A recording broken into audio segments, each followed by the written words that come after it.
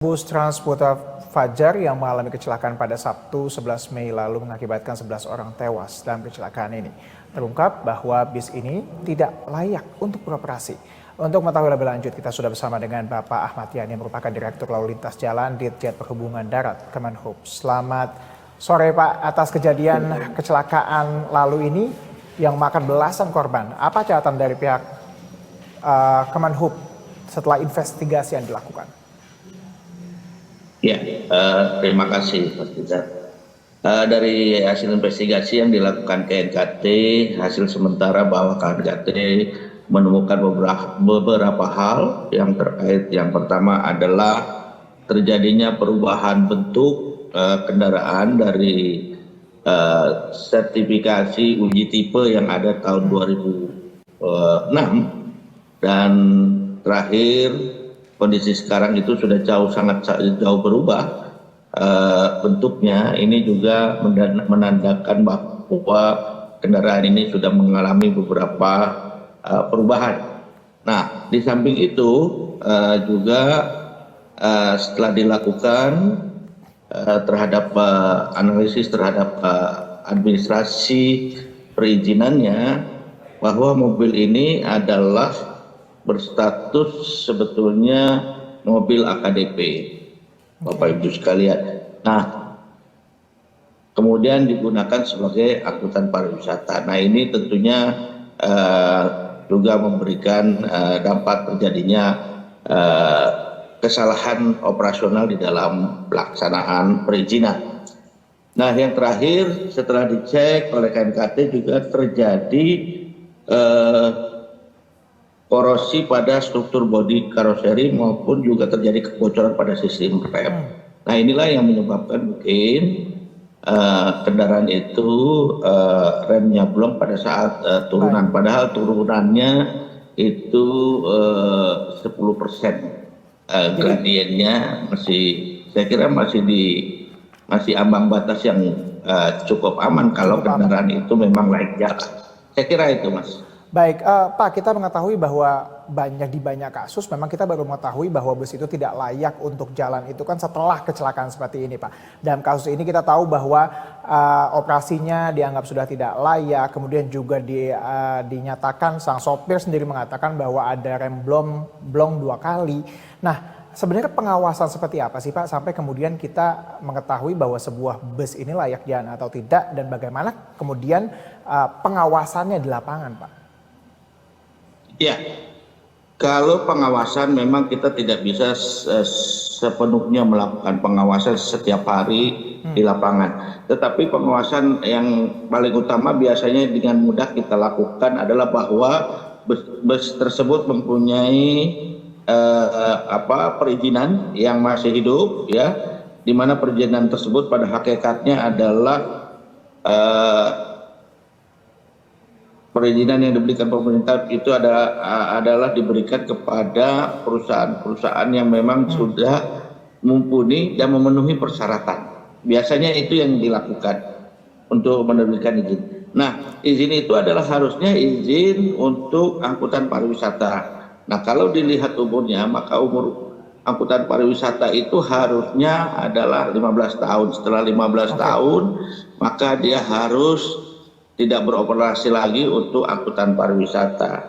Nah, ini memang menjadi tugas kami, kepolisian, kemudian teman-teman kami yang ada di lapangan untuk melakukan pengawasan. Nah, dilihat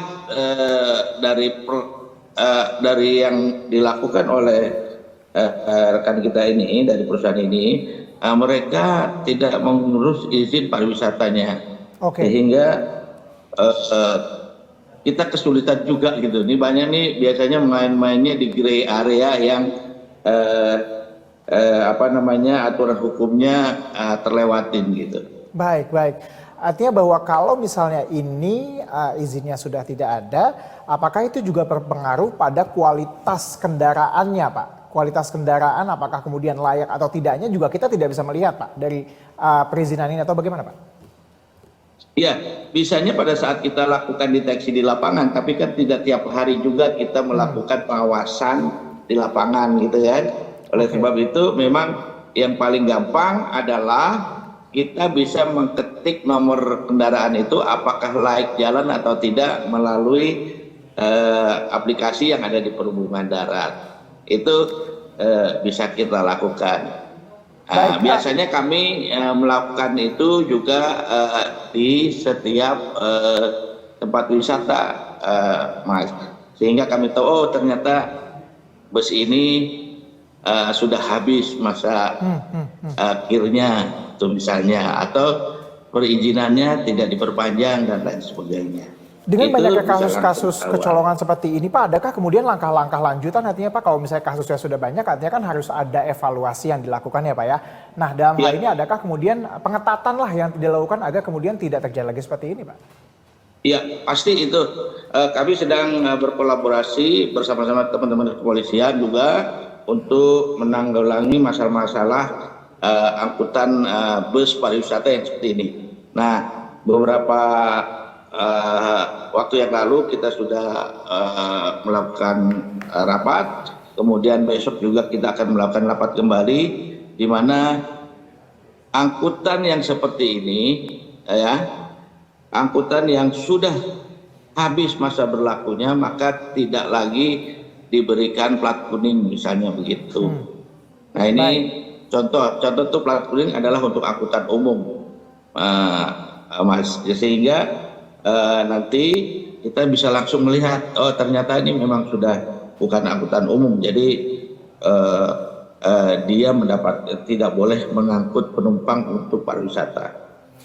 Itu kemudian juga melakukan law enforcement secara rutin kembali, dan kami akan jemput bola langsung ke perusahaan-perusahaan dan menginvestigasi. Biasanya saya punya database-nya sudah ada dari kami, kemudian kami cek apakah data tersebut sesuai dengan yang ada saat ini di perusahaan. Kalau tidak maka kita lakukan tindakan hukum yang diperlukan sesuai peraturan yang berlaku. Kira-kira itu Mas. Kita tahu Pak bahwa sebenarnya kalau misalnya untuk penyewa gitu kadang-kadang kita kan tidak mengetahui ya Pak aturan mainnya bagaimana, bus seperti apa, spesifikasinya, perizinannya seperti apa. Lalu apa yang kita bisa lakukan kalau misalnya kita mau menyewa bus seperti apakah yang apa untuk mengetahui kualitas atau kelaikan jalan, apakah kita bisa mengecek hal tersebut Pak? Ya, yang pertama adalah cek kelaikan kendaraan. Cek kelaikan kendaraan bukan berarti mengecek Bapak Ibu sekalian sendiri kelaikan kendaraannya. Lihat aja di aplikasi perhubungan darat di kita, cek nomor tersebut apakah uji kirnya masih hidup atau tidak gitu. Apakah izinnya masih hidup atau tidak, itu kelihatan semua di situ. Baik, artinya kita kelihatan bisa semua. Jadi masyarakat nomor bisa polisi begitu ya Pak ya? Aplikasi yang ada di perhubungan. Aplikasi apa Pak? Dan bisa menyampaikan kalau ada juga yang kendaraannya memang, wah Pak, ini perusahaan ini kendaraannya sudah tidak layak, gitu, bisa disampaikan juga ke kita. Baik, aplikasinya apa tadi Pak namanya? Mungkin bisa disebutkan kembali. Aplikasinya Mitra Darat. Mitra Darat ya. Itu ya. Jadi pemirsa bisa langsung mengecek kalau misalnya mau menyewa bus, dicek di sana, di situ kemudian ada izin kirnya di sana. Ketik nomornya saja, ya. Ketik nomor kendaraannya aja.